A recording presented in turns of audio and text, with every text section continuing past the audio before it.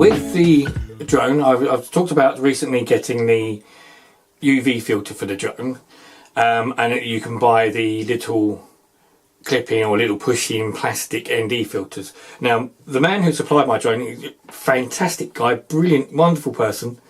He just recently sent me one of these.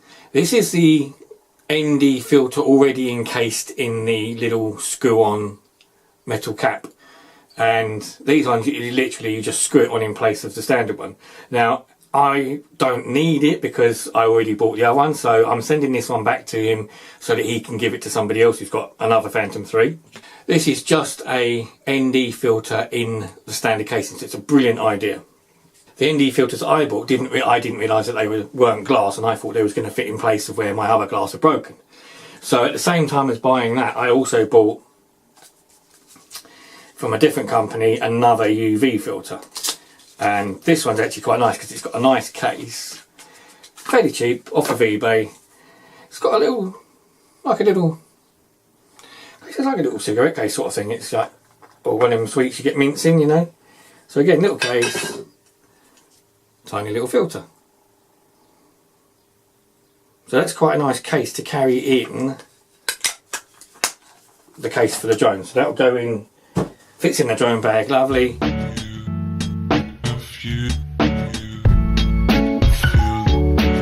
So what else have I bought for the drone recently? Well, one of the other things I bought a set of spare propellers. Now I already got spares with it, but if we never too many spares, never be safe and sorry. So I bought some more propellers.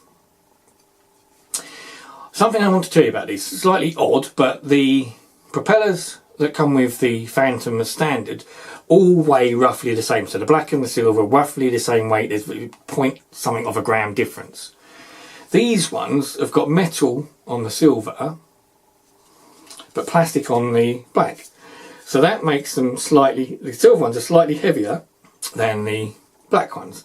It's literally only about 2 grams, but I'm not sure if it unbalances or not. I think flying it's been okay so far, but it does feel, with these on, I mean they're exactly the same design and everything, with these on it does feel a bit more ferocious though. The way it flies seems to be a little bit more, the controls seem a bit more ferocious.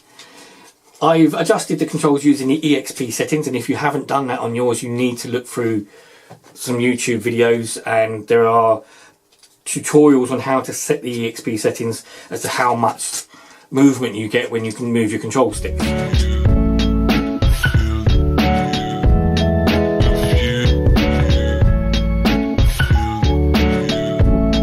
The other thing I needed to do on mine, which is something that again watched on YouTube, a lot of people have had to do this, especially if you've got Samsung phones.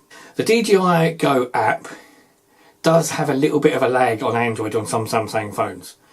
One of the things to do was in the Go app adjust the settings for the cache so that you're not storing video that you're filming on the drone on the phone as well. That tends to slow the phone down and gives the phone a bit of lag. So when you're filming, you're watching the FPV point of view, it seems to jump a little bit.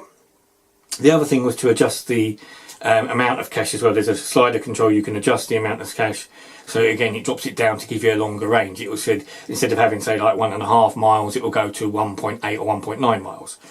So having done that, stick it into airplane mode and switch all your background tasks off. There's an option in developer options in the settings that normally it says run simple set of background tasks or sort of normal background tasks. You switch that to off, put it into airplane mode, it will be smoother, much better, and you give you an extended range on the Wi-Fi on the actual phone itself. Even though the controller's got Lightbridge built into it, the Samsung phones don't seem to be as good as the Apple phones or the iPads, which seem to have a better range than these.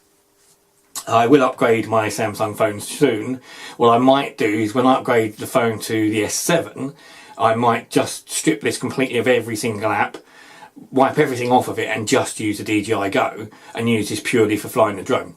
But we'll see how that goes. Also, using your phone with your drone, one of the things that I found, which I got with my drone, but I found absolutely totally useful and indispensable is a hood. Without this you get an awful lot of reflection on the phone, because most modern phones nowadays the glass is very reflective, and with this it just gets out the sun, stops that bit of glare from it. Without using this it'd be really difficult to use, so this is absolutely brilliant. They're not that expensive, depends on the type of controller you have. Most of the Phantom controllers and the Inspires use this controller, which means that this has a central piece and a holder for your phone. So that's how you can fit one of these. You also do a larger version, which again I've got with mine. I've got one to fit an iPad as well.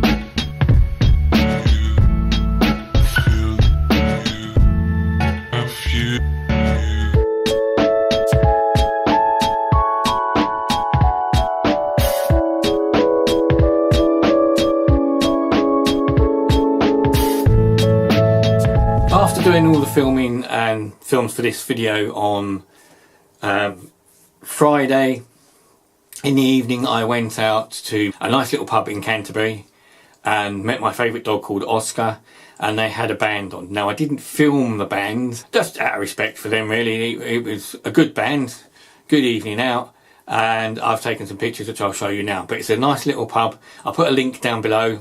Really friendly. It was just nice to get out, and occasionally I've got to get out. As I said, stop staying in bed all day, so get out, do something on my own, meet Oscar, and have a little bit, listen to some music.